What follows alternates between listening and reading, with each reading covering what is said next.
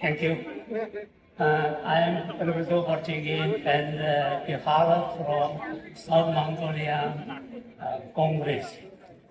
Today marks the 37th University of June for the massacre. This day awardens this memorial of the students who once expressed their values of the freedom and were met with the participation and violence. Their sacrifices reflect through the exported the brutal and ruthless nature of the Chinese Communist Party, both in the past and this present. The Tiananmen Square massacres claimed the life of countless individuals, and according to many, depraved future generation of hope and freedom. Among those who participated were Mongolian, Tibetan, Uyghur, and Cantonese, and member of the ethnic group. It was not this third time this Chinese Communist Party uses violence against its own people. Over the decades, the Chinese Communist Party has carried out the numerous political campaigns that have lifted scale on Chinese society. During the Cultural Revolution of the 1960s, large number of people were persecuted, imprisoned, or killed under various pretexts, including many Mongolian, Tibetans, Uyghur, and Han Chinese. Critics regarded this event as among the most targeted and destructive political campaign in the history of the Communist Party. Despite this experience, many people continue to place their truth in the Communist Party, believing that it will provide stability and better future. Critics argue, however, that the decades of propaganda and political control have prevented many from fully understanding the consequences of the history. According to this perspective, this CCP has maintained illegality, march, and control over China for decades and bears responsibility for the loss of country's life. Therefore, their consciences of the Chinese people should not remain blinded. It is time to evaluate and confront the truth. Some advocates for the CCP to be held accountable and for its action to be examined by an international court.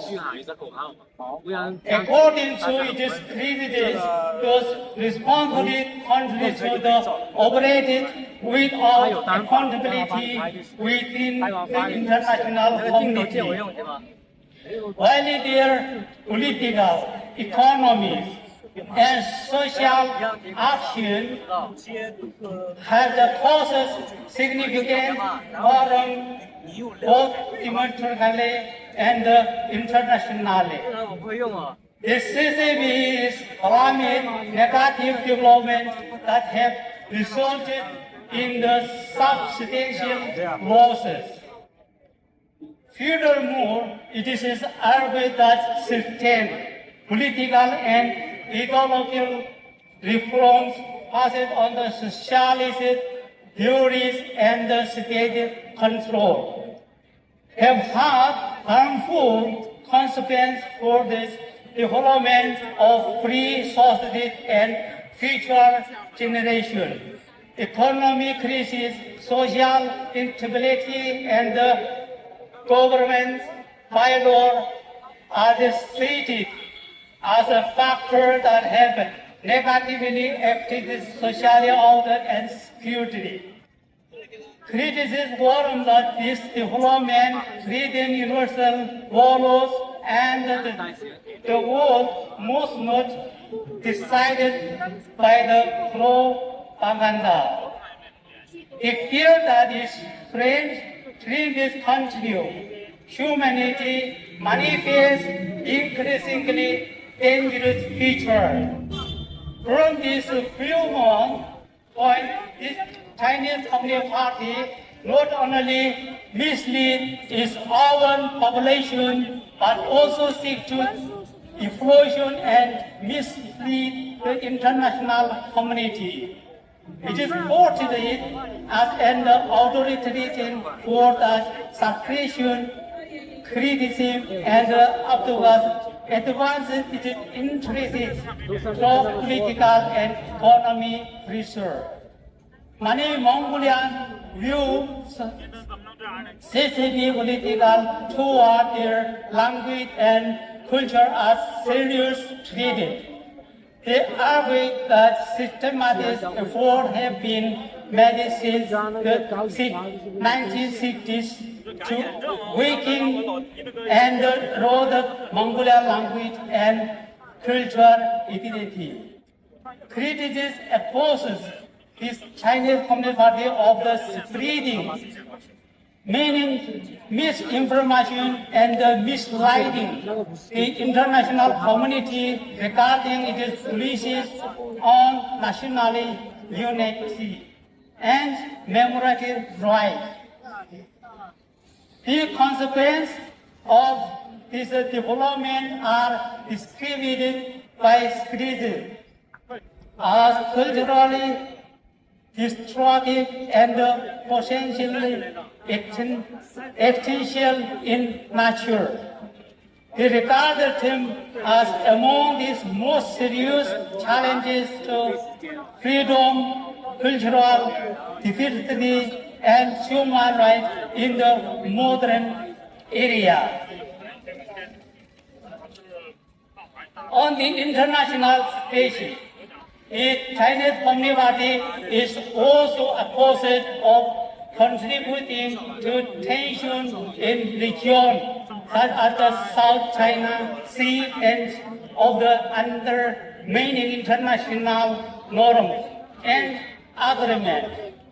Critics argue that intimidation, coercion, and display of power are used to advance political and economic objectives.